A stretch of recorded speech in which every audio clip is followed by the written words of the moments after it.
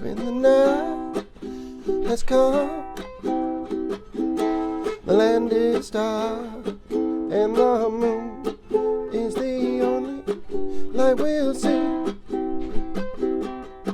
No, I won't be afraid. I won't be afraid. Just as long as you stand by me. I love that song, and I did the intro of that one time, and I decided I wanted to go back and sing it because I've been working so hard. In this week's story, I'm going to kind of tell a chunk of magazine time that I spent, and I started it last week with Minnesota Monthly.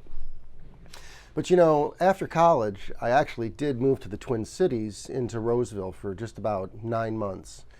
And during that time, in part because the drive from River Falls was an hour and a half to my office in traffic. It was terrible. But, you know, I maintained in touch with Jabber, and eventually he actually got a job in downtown Minneapolis at the Memorial Blood Center, just a couple of blocks from my office. And so we would have lunch regularly. And in another odd synchronization, Tom Whalen, who had invited me for the interview that I had met at the career fair, was actually on the board. He might have even been the president of the Memorial Blood Center at the time. And so I did a blood drive for the office for the Memorial Blood Center at the IDS tower one day. And so being at the magazine was really great and an experience that continued to kind of merge different parts of my life. But in politics, I actually ran for the vice chair of the 3rd Congressional District Republican Party, and I served that for 2 years. And so Jabber and I used to get together because for some reason I think he was the chair, or he was involved in some way right before that. Maybe he'd been the vice chair. I think he was the vice chair right before me. And when he was doing that position, I used to do newsletters for the 3rd District for him. And in this transition time, we got a little recognition. A couple of times they give out these pins called the Campbell Awards, and I've gotten these a couple of times. And this was the one that I got in 1998 for my time that I spent on the Harsdorf campaign in '97 and other volunteer work. And when I kind of looked back and I said, what else do I want to talk about that might be interesting? I almost forgot to show this because I forgot it was in a box that I'm going to get to next. And that is, it was my inaugural memorabilia from the Tommy Thompson 1996 gubernatorial inauguration ball. I actually went to that. It was a good time. So after being at Minnesota Monthly for a couple of months, they ran a fire sale, if you will. They had a competition, and the competition was all new contracts signed in the next 2 or 3 months. And there was a legacy account executive who had the original accounts that came over with the magazine. There was one lady who had been there for about 1.5 years or 2 years, and she'd already built her book. And then there was me trying to build my book. And by all measures, I won the competition. I won the contest, and I was actually given $1,000 in what are known as gift certificates. They use trade on some magazine sales for ad revenue. And it was a great accomplishment. I was really very proud about being able to, make that happen. But, I discovered in that experience 2 things. One, I was low man on the advertising poll, and I couldn't talk to certain people that I knew should have been either advertising or advertising more. And secondly, that I was happy at selling advertising, or at least I was good at it. I had, obviously just proven that I could do this. So one of the neat things about being in advertising, and this was another thing that came to mind, was that you get to do certain things. For example, there was a big club that opened up across from the office a couple blocks down, and they had a media and press night where you can come in, you can eat free, drink, all that good stuff. And then they hope you go home and write nice things about the facilities, which were fantastic, and I had a great time at that. But it occurred to me, one of the things that I got to do, which was absolutely fascinating now that I look at it, was I'd started in late June, mid-June, and it wasn't more than a week or two after, maybe 3 weeks after, I was at the office, and one of the ladies said, "Hey, you can come with us? We're heading over to the theater. They're doing a practice for the media of the opening scene of The Lion King, the musical." And I remembered this, and I went and looked it up again. But I didn't just go to the opening scene of The Lion King, the musical. This was the world premiere. This was literally the first chance that the press got to see of what has now been seen by millions of people. And it was, I've seen it 2 or 3 times. It's an amazing musical. And I was in the balcony and watched the very first scene for press just prior to the world premiere in 1997. So that was really cool. You get these kinds of experiences, and so in that spring, probably around February or so, I think maybe February, March. Anyway, I was at a club opening in the Warehouse District, just a couple of blocks from our office. A club was called Club Ache. It was a cigar bar. And cigars were really big in the late 90s. I mean, they're still, have their panache today, but they were really trending at the time. And so me and a couple of folks went to their opening review night, free cocktails and food, and, go back and tell people good things about us. And so while I was there, I met this group of individuals, I think there were 4 of them, from a group in the Minneapolis area called the Publishing Group. And it turned out that they had a cigar magazine, and it turned out they were looking for someone to do the sales. And so I went and I interviewed with the owner of the company, and a couple of days later, I turned in my 2-week notice to Minnesota Monthly because I was going to go work as here we go, I actually found my card, as the Director of Marketing and Media.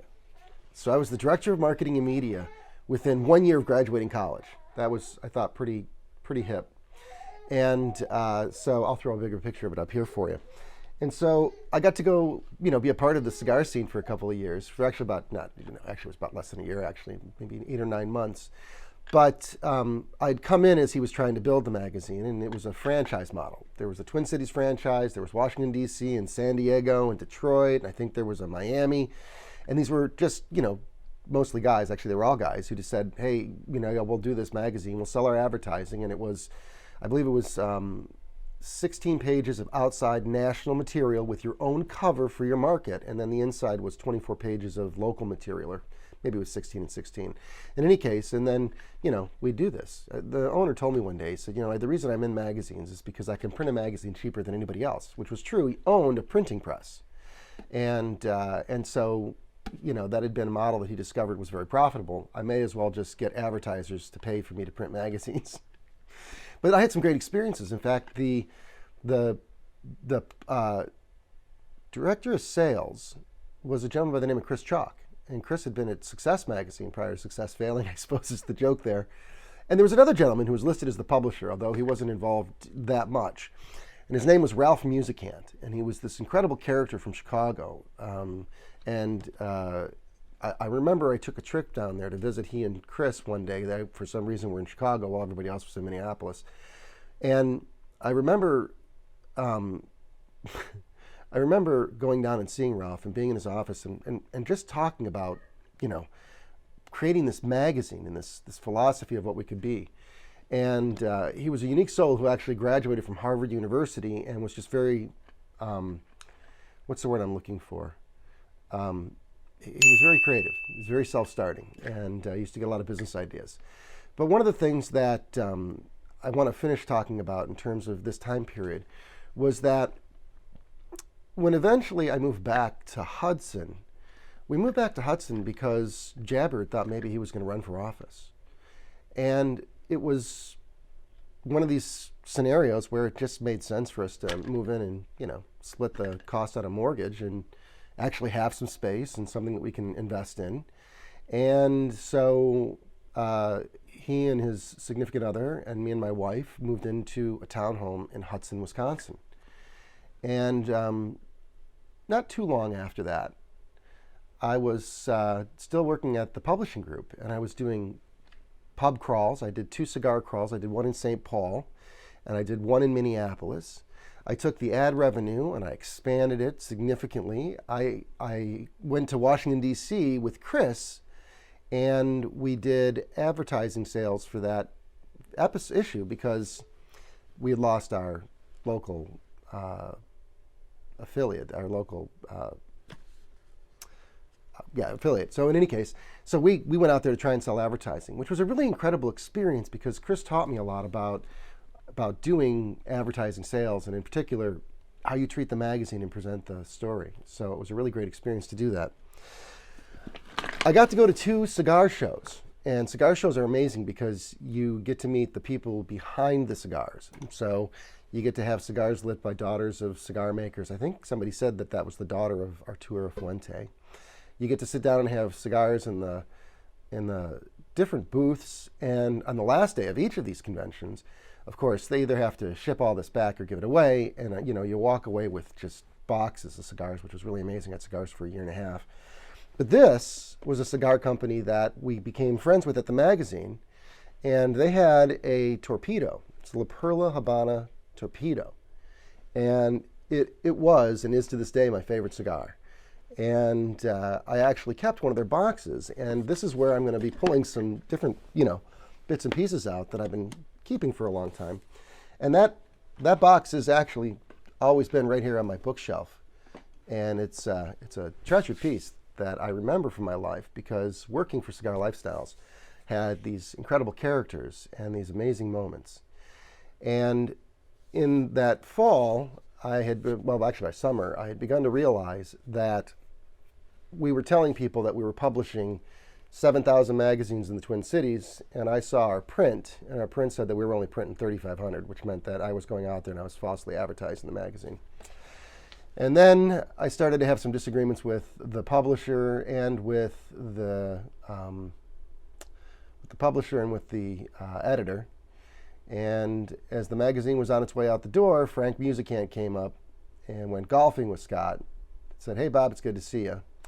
And then as the two of them left for golf, he sent in his hitman, who was number 2, and the poor guy had to fire me, which was fine.